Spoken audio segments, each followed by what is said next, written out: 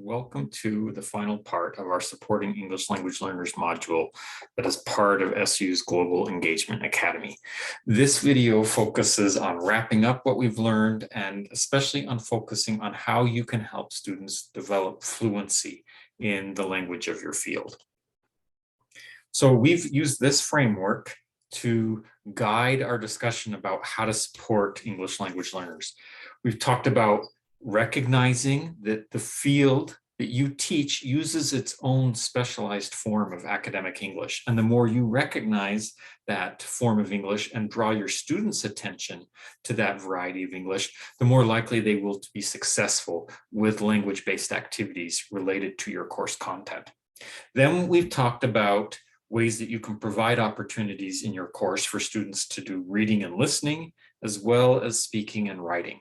So here we want to talk about fluency development and how it really brings all of these different components together.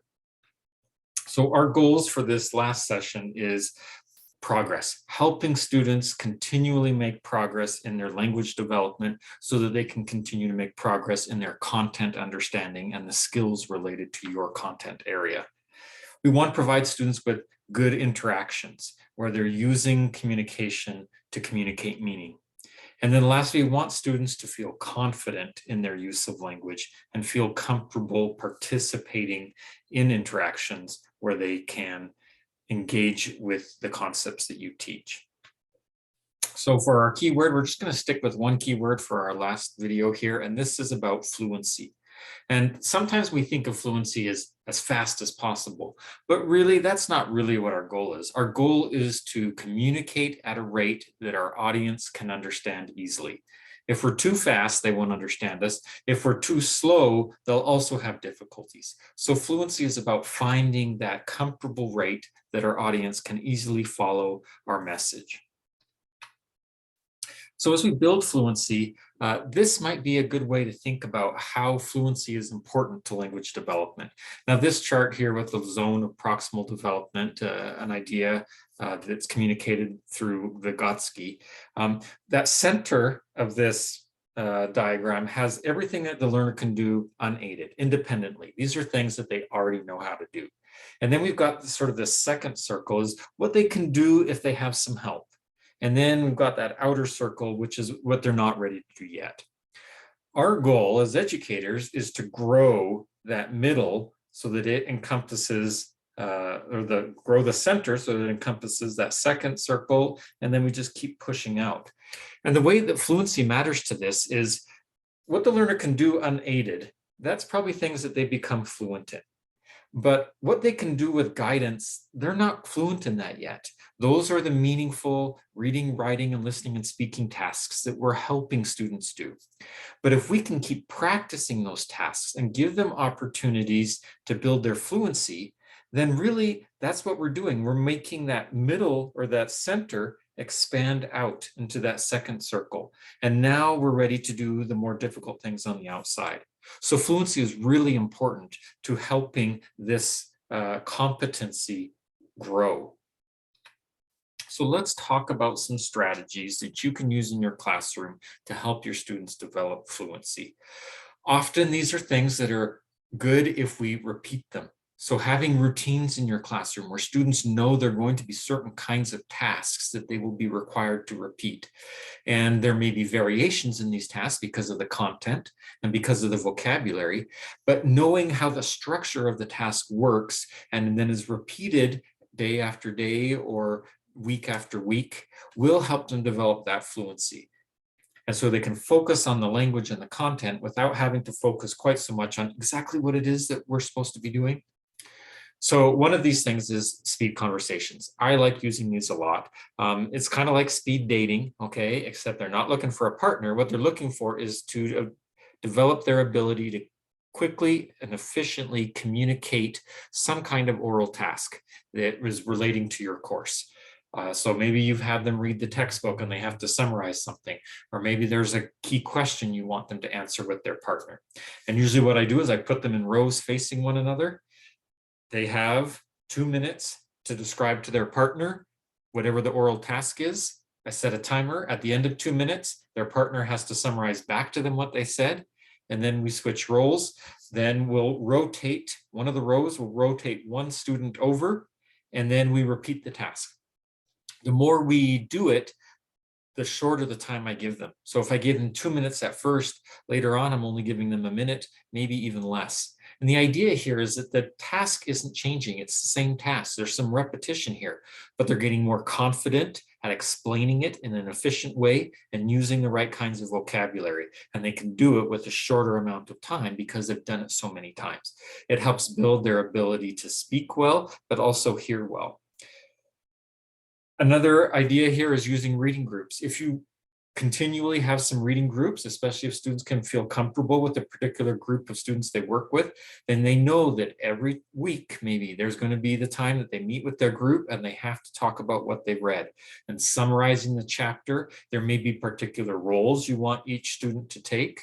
There may be some kind of repeated tasks every week. Maybe there's the definition task. Maybe there's other things. It depends on what the nature of the task is that you want them to do in the reading.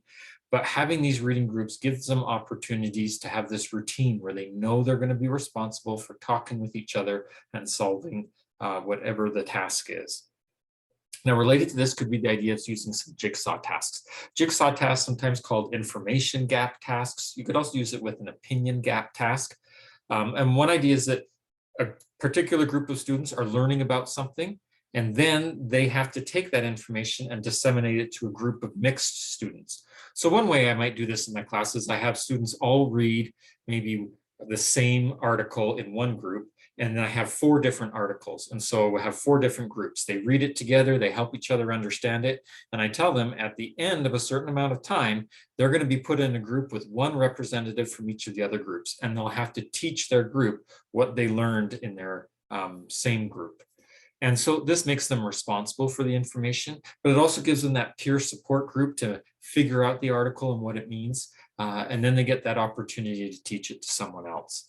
And then the more you do these kinds of activities with your students, the more they know what the expectations are and how they need to use their time efficiently and what kind of language they need to be prepared for so that they can report back to that mixed group.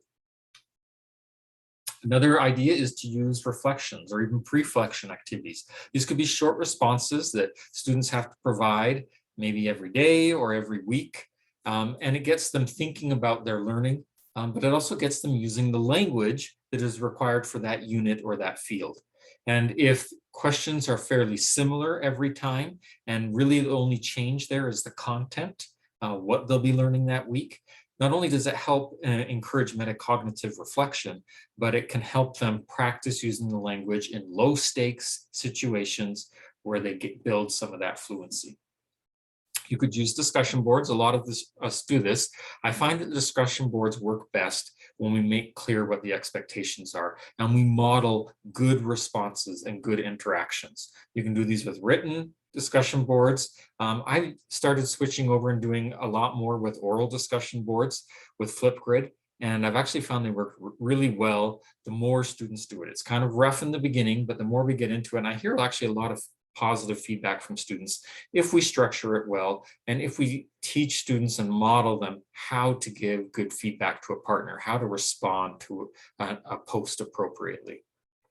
And then we've got our think, write, pair, and share. This is a variation on the think, pair, share that we talked about earlier, but giving students that opportunity to write out a response before they share it publicly is another way to help them build those written fluency skills, give them more opportunities to write.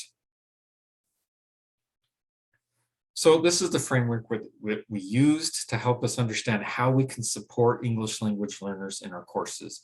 Remember that even domestic students are learning the academic English dialect of your field with its specialized vocabulary, with its specialized ways of communicating information.